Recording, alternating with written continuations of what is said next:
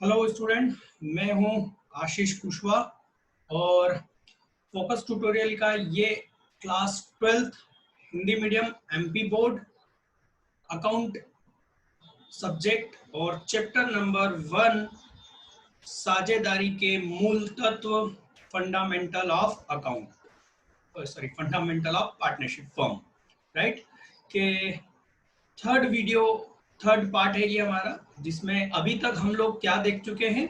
तो अभी तक हम लोग पार्टनरशिप की डेफिनेशन वगैरह देख चुके हैं और इसके कैरेक्टरिस्टिक लक्षण हम लोग देख चुके हैं राइट।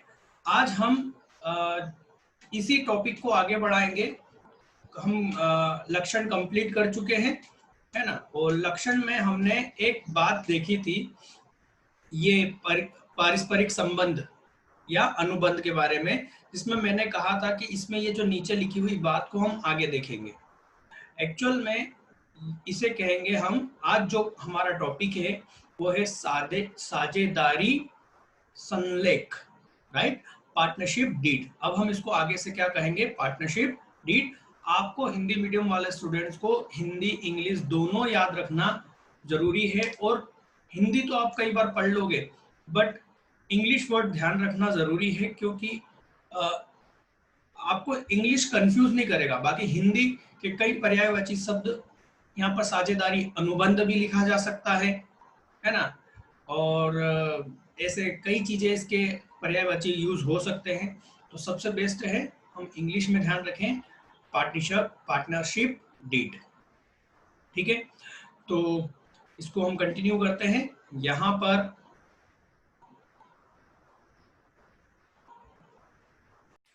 तो स्टूडेंट्स हम लोग पढ़ रहे हैं साझेदारी संलेख राइट।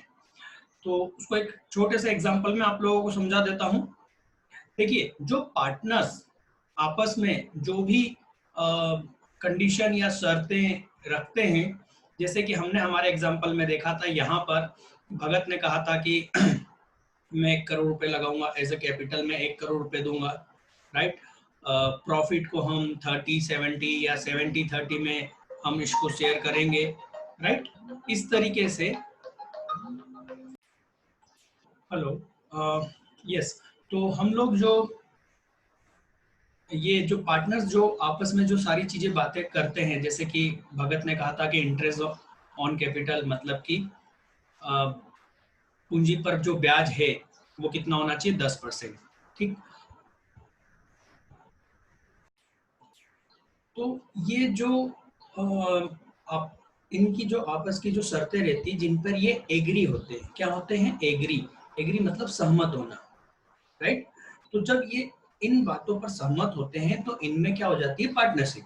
हमने साझेदारी की परिभाषा में देखा है कि क्या होना चाहिए, दो पार्टीज, ये जो इनको दो पार्टी बोलेंगे राइट, है ना, या पक्ष राइट। तो ये दोनों पक्ष क्या कर रहे हैं, किसी एक किन्हीं बातों पे क्या हो रहे हैं, एग्री हो रहे हैं या सहमत हो रहे हैं। तो ये जो सहमति होती है एक दूसरे की, इसको क्या बोलते हैं हम, एग्रीमेंट या समझौता। ठीक, तो इस समझौते को लिखित, इसको जब हम, मान लीजिए कि भगत ने कहा कि ठीक है यार, अब फ्यूचर में यदि कोई लड़ाई हो जाए, मान लो कि चलो 1 साल गुजर गया और भगत जब प्रॉफिट आया तो भगत का क्या हुआ, नीयत खराब हो गई। भगत ने अब अलग प्रॉफिट मांगने की इच्छा करी और उसने कहा कि मुझे तो जैसे मान लीजिए इन्होंने कहा था कि 30% और 70-30 रखेंगे, तो इसने उल्टा कर दिया कि नहीं नहीं, 30-70 नहीं, 70-30 बात हुई थी, है ना। कुछ भी बात को घुमाना चाहा लालच में आके। तो चेतन क्या करेगा, चेतन यदि कोर्ट में भी जाएगा तो जज साहब क्या बोलेंगे कि आप लोगों ने जो बातें करी थी उसको आपने लिखवाया था, उसको स्टाम्प पे लिखवाया था क्या। चेतन क्या बोलेगा, नहीं सर। तो जज साहब क्या बोलेंगे कि अब तुम देखो कि अब कैसे साबित करोगे कि भगत झूठ बोल रहा है ना। तो सबसे बेहतर है कि यदि आपने ये जो बातें आपस में सहमत हुए हैं जिन बातों से, इन बातों को आप क्या करो, कोर्ट परिसर में जाओ, वहां पर वकील साहब होंगे। वकील साहब को बोलो, वकील साहब हमें साझेदारी संलेख बनवाना है। वो समझ जाएंगे, अच्छा साझेदारी संलेख बनाना है। वो बोलेंगे चलिए बताइए नाम, ये वो सब करवा देंगे, और आखिरी में सरकारी नोटरी सील ठप्पे लग जाएंगे। तो आपकी ये जो जिन बातों पे आप सहमत हुए थे वो क्या हो जाएगा, लिखित रूप में एक कागज के ऊपर आ जाएगा, जिसे हम क्या कहेंगे, साझेदारी संलेख। मतलब सर, मतलब बेटा ये जो बातें आपस में जिस पे तैयार होते हैं, इनको आप यदि लिखवा लोगे तो वो लिखा हुआ कागज, नोटरी करा हुआ कागज साझेदारी संलेख कहलाता है। सर क्या ये जरूरी है? नहीं, साझेदारी संलेख जरूरी नहीं है, पर सहमत होना जरूरी है। दोनों में अंतर है। समझौता कब हो जाएगा? समझौता जब हो जाएगा जब ये आपस में क्या होंगे, किसी बात पर क्या होंगे, एग्री होंगे, तैयार होंगे, है ना, सहमत होंगे, तो वो क्या हो जाएगा, समझौता। तो समझौता मतलब किसी बात पे एग्री होना, उसको क्या बोलते हैं, तैयार होना, समझौता बोलते हैं। उस समझौते को लिखवा लेना, गवर्नमेंट की कानून की नजर में उसको लाना, क्या कहलाता है, साझेदारी संलेख लिखा हुआ, राइट। तो समझौता होना आवश्यक है, जरा यहां ध्यान दीजिए, समझौता होना आवश्यक है, ठीक है ना, पर साझेदारी संलेख होना, लिखित में होना, न होना, ये जरूरी नहीं है कि जरूरी है लिखित में होना। आपने यदि आपस में बात करी है, आपको ये भरोसा है कि दोनों में से कोई भी नहीं बदलेगा, तो आप जरूरी नहीं है कि आप उसको लिखवाएं, आप अपने भरोसे पर भी अपनी गाड़ी चला सकते हैं, ठीक है।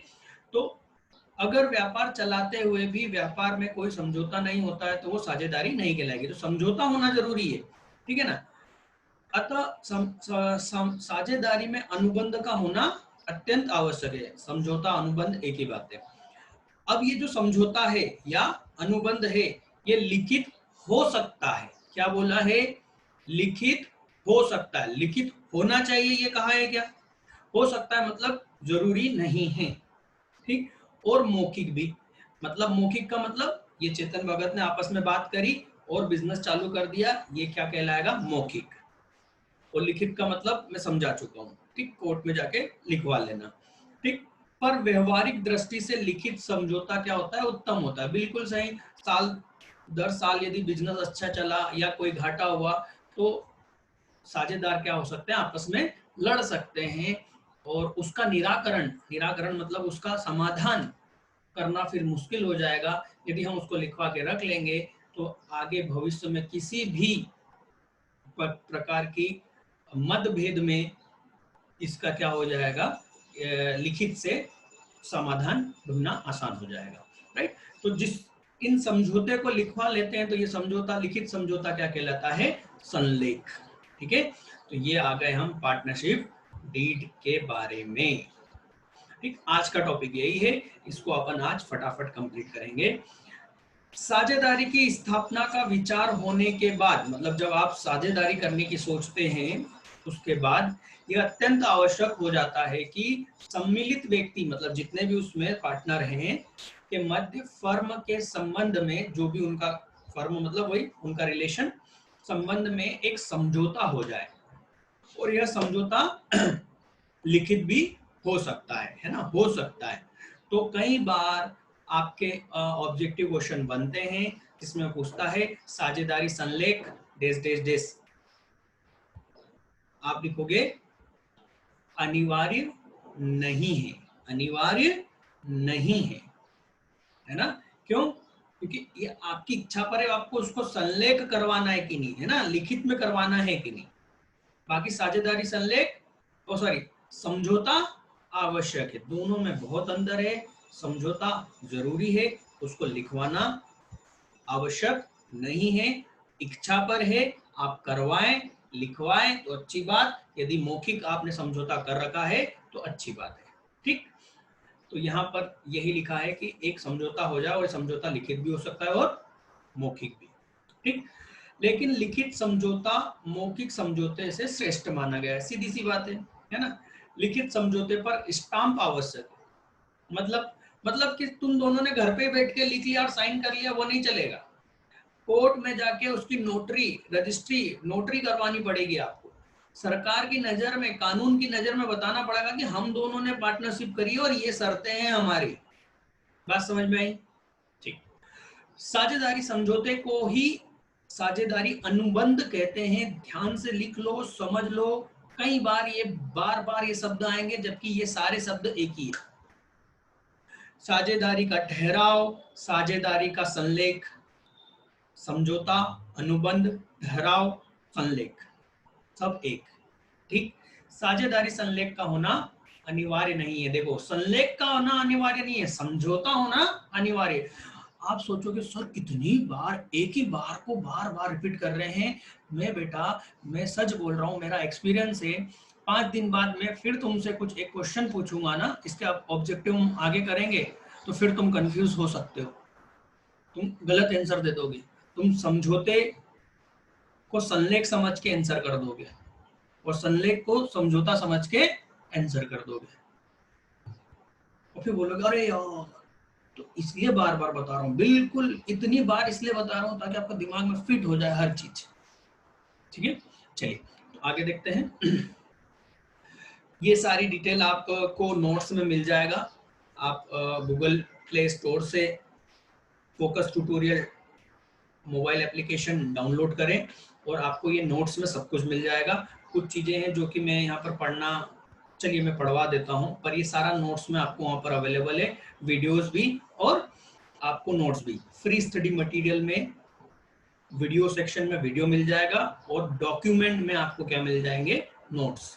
ठीक है, चलिए। साझेदारी संलेख, जिसे साझेदारी समझौता या अनुबंध भी कहा जाता है, ये यहाँ पर उसकी परिभाषा है। यदि आपको 2 नंबर में पूछे तो आपको ये लिखना है ना। ये भी लिख सकते हो, पर यहाँ उसको परिभाषित किया गया है। ठीक है, ये यहाँ से एक ऐसा प्रपत्र है, एक कागज है, प्रपत्र मतलब कागज है, जिसमें व्यवसाय संचालित करने वाले साझेदारों के अधिकार और दायित्व का विस्तार से वर्णन है।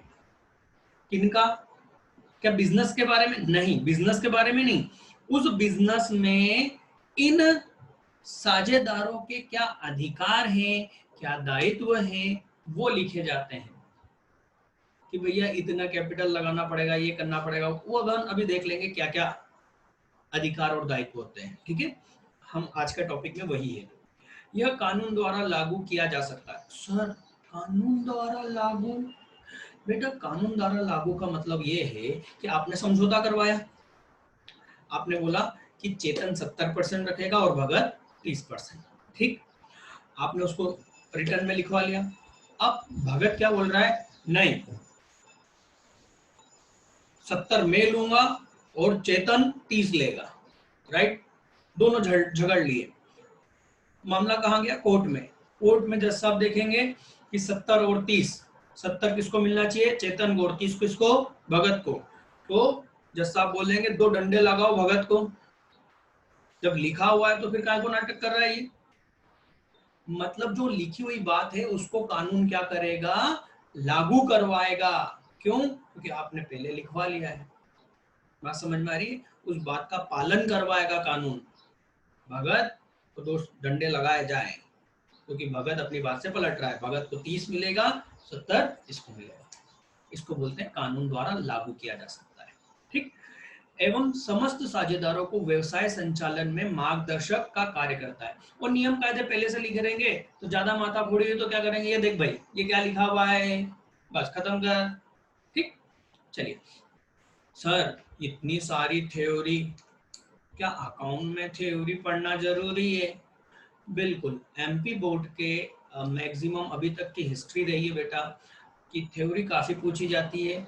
और ये याद रखना कि जो थ्योरी पूछी जाती है उसको याद रखना और उसको समझ पाना बहुत मुश्किल होता है। रटने में आप ये देखो, यदि इस चीज को आपने रट लिया, ये इतने सेंटेंस को समझा नहीं, तो इसमें से यदि कोई भी ऑब्जेक्टिव पूछा जाएगा तो आप उसका आंसर नहीं लिख पाओगे। और बच्चे सबसे बड़ी मेहनत क्या करते हैं, जरा ध्यान देना, 25 नंबर के ऑब्जेक्टिव क्वेश्चन आते हैं एक एक नंबर वाले, राइट? उसमें मेहनत नहीं करते हैं, मेहनत करते हैं बाकी के 75 जो क्या मालूम अपने से होगा भी या नहीं होगा। जो सबसे इजी है, एक नंबर के 25 क्वेश्चन, 25 नंबर, और उसमें मेहनत कुछ भी नहीं करना है। उसमें आपको ये करना है कि जो भी कुछ दिया है उसको समझना है, सिर्फ सुनना है। अच्छे से समझ लिया आपने तो वो क्वेश्चन, उनको तो याद तो कर ही नहीं सकते हम। यदि हम अच्छे से पढ़ेंगे तो हम ऑटोमेटिक उसका आंसर कर लेंगे, ठीक है? तो थ्योरी हम यहाँ पर इसलिए देख रहे हैं बेटा, क्योंकि ये पूरी थ्योरी, ये एक एक चीज में अभी आप रिकॉर्डेड वीडियो है, ये आगे के जितने भी हम क्वेश्चन करेंगे इसमें से हर चीज काम आएगी। और जब हम बड़ा सा एक क्वेश्चन बोर्ड पे सॉल्व करेंगे बेटा, तब मैं इन चीजों के बारे में डिस्कस नहीं कर सकता, क्योंकि मैं एक क्वेश्चन को उठाऊंगा और उसमें इतनी सारी बातें आएगी, तो हम यदि उसको डिस्कस करने लग जाएंगे तो हम क्वेश्चन से भटक जाएंगे। बात समझ में आ रही है? तो क्वेश्चन, अच्छा सबसे बड़ी क्वेश्चन भी ऐसा क्वेश्चन में लिखा आएगा कि इनका साझेदारी संलेख नहीं है। अब आपको मालूम ही नहीं है साझेदारी संलेख होता क्या है, उसके होने से क्या होगा, उसके न होने से क्या होगा, तो क्या वो क्वेश्चन आपको समझ में आएगा? नहीं ना। इसलिए ये जो इसके पहले के दो वीडियो, चैप्टर 1 पार्ट 2 और ये पार्ट 3 है, इसके पहले के दोनों पार्ट अच्छे से एक बार नहीं 2 बार उसको देखना और समझ लेना कि उनमें क्या क्या समझाया गया है। क्योंकि जब क्वेश्चन में बात आएगी हम उस वक्त इन बारे में बात नहीं करेंगे, हम बस डायरेक्ट आगे चलेंगे, इसलिए ये ध्यान रखना आपने, ठीक है? सर आप बहुत बोलते हो, क्या करें, इतना सारा जो है पढ़ने के लिए, ठीक है? चलिए आगे स्टार्ट करते हैं। साझेदारी संलेख में साझेदारों के परस्पर कर्तव्य, अधिकार, व्यवसाय संचालन के नियम, साझेदारों के प्रवेश, पृथक और आदि शर्तें उल्लेखित होती हैं। तो यहाँ पर ये जो अंडरलाइन किया गया है इसको आप अच्छे से देख लें। साझेदारी संलेख लिखित पत्र है, इसका होना अनिवार्य नहीं है, इच्छिक है ना? इच्छिक मतलब इच्छा पर। साझेदारी संलेख साझेदारी व्यवसाय के निर्माण का आधार होता है, मतलब ये आपके बीच में जो साझेदारी हुई है उसका मूल कारण है, ठीक? यह साझेदारों के अधिकार, कर्तव्य, दायित्व को बताता है, ठीक? अब प्रश्न आता है, क्वेश्चन आता है 5 नंबर का कि साझेदारी संलेख क्या है तथा साझेदारी संलेख के मुख्य तत्व बताइए। 5 नंबर में ये क्वेश्चन पूछा जा सकता है, बिल्कुल बहुत बार पूछा गया है, बहुत आईएमपी क्वेश्चन है। तो ये सारी चीजें वही यहाँ पर आ गई है ना? उसके बारे में इंट्रोडक्शन है। तो प्रमुख बातें, मतलब सर, मतलब यार एक सामान्य सी बातें हैं जो कि हर एक संलेख में होना आवश्यक है। तो हम ये क्वेश्चन इस तरह से भी पूछा जा सकता है कि वो आवश्यक बातें जो कि साझेदारी संलेख में होना आवश्यक है बताइए। ये नहीं, जो साझेदारी संलेख में होना चाहिए, ठीक? ये काफी बड़ा आंसर है, तो इसमें से कोई से भी अच्छे 5-6 पॉइंट आप लोग लिख सकते हैं, ठीक है? तो सबसे पहला इजी सा पॉइंट है फर्म का नाम। तो फर्म का नाम क्या होगा वो यहाँ लिखना है। मैं कुछ 5 पॉइंट है शुरू के, उनके बारे में ज्यादा डिस्कस नहीं करूंगा, आप पढ़ के भी समझ सकते हैं, हम खास बातों पे ज्यादा डिस्कशन करेंगे। तो फर्म का नाम क्या होगा वो लिखना होता है, फर्म का पता क्या होता है, पूरा पता लिखना होता है। व्यापार का क्षेत्र, मतलब भाई बिजनेस एमपी में करेगा, महाराष्ट्र में करेगा, नेशनल, इंटरनेशनल, राष्ट्रीय, अंतरराष्ट्रीय, सारी चीजें यहाँ पर लिखना पड़ेगी कि बिजनेस हमारा कहाँ कहाँ रहेगा। फर्म की व्यापार की प्रकृति, मतलब हम किन वस्तुओं का व्यापार करेंगे। तो मान लो चेतन भगत जाएंगे तो क्या करवाएंगे, क्या लिखेंगे, वो लिखेंगे साड़ी की ट्रेडिंग, इसकी साड़ियों की ट्रेडिंग, राइट? थोक रहेगा, फुटकर रहेगा, कैसा बिजनेस रहेगा वो यहाँ लिखना पड़ेगा, ठीक? पूंजी का व्यापार, पूंजी पर ब्याज, ये सबसे महत्वपूर्ण पॉइंट यहाँ से चालू हो रहा है। तो पूंजी कैपिटल जिसको कहेंगे, तो कैपिटल एक साझेदार कैपिटल, उसकी कैपिटल पर, उसकी पूंजी पर कितना प्रतिशत ब्याज होगा। ये याद करो, चेतन भगत ने आपस में बात करी थी, है ना, कि पूंजी पर कितना ब्याज होगा। इसका मतलब ये है कि जो भी पार्टनर होंगे उनकी जितनी भी कैपिटल लगी होगी, उन कैपिटल पर फर्म, साझेदारी फर्म क्या करेगा, ब्याज देगा किसको, पार्टनर को। तो वो उसके सारे नियम कि पूंजी पर ब्याज देना है या नहीं देना है, देना है तो कितना प्रतिशत से देना है, कौन सी विधि से देना है, साधारण या वो कंपाउंड जिसको बोलते हैं, कंपाउंड को हिंदी में सारी शायद मिश्रित बोलते होंगे, आप समझ गए हैं, ठीक है, कुछ हिंदी थोड़ा कभी कभार गड़बड़ हो जाती है, ठीक है। तो ये पहले से ही तय कर लिया जाता है, जिसको हमको लिखना जरूरी है। आहरण एवं उस पर ब्याज। अब आहरण का मतलब क्या होता है, अरे जब बिजनेस का मालिक बिजनेस से पैसा अपने लिए निकालता है, निजी प्रयोग के लिए निकालता है, तो हम उसको क्या बोलेंगे कि उसने क्या करा, आहरण करा, ठीक। तो आहरण करने का, भाई प्रॉफिट अलग चीज होता है, प्रॉफिट साल के आखिरी में निकलेगा, राइट। अब साल के दौरान यदि वो निकालता है तो उसको क्या करें, उसको आहरण है, तो कितना पूंजी का कितना प्रतिशत आहरण निकाल सकता है या नहीं निकाल सकता है, यदि निकाल सकता है तो कितने प्रतिशत तक निकाल सकता है, और यदि निकालेगा तो उस पर जो ब्याज है वो ब्याज लगाया जाएगा या नहीं लगाया जाएगा। अब ब्याज कौन देगा, ब्याज यहाँ पर पार्टनर देगा, किसको, फर्म, ठीक। तो कितने प्रतिशत से देगा, वो सारी चीजें, वो सारा ब्याज और आहरण से संबंधित जितनी भी बातें हैं वो यहाँ पर लिख लेना चाहिए।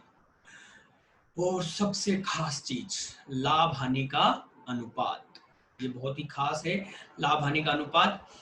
क्यों, अरे इसी के लिए तो साझेदारी करी है, और बिना लाभ हानि को बांटे क्या साझेदारी हो सकती है, जरा कुछ सोचिए, पहले के वीडियो में हम बता चुके हैं। तो आंसर है नहीं, साफ बिना लाभ हानि को बांटे साझेदारी ही नहीं हो सकती, उसको हम साझेदारी नहीं कहेंगे।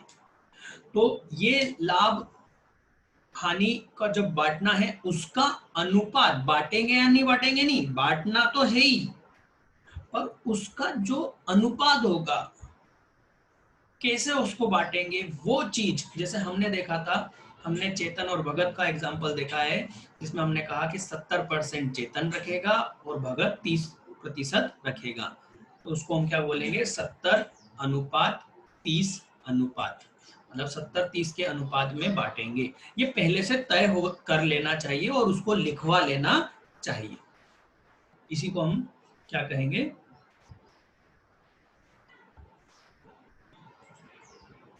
तो इसी को हम साझेदारी संलेख कहते हैं, ठीक है, जिसमें ये सारी चीजें लिखी होती है, ठीक।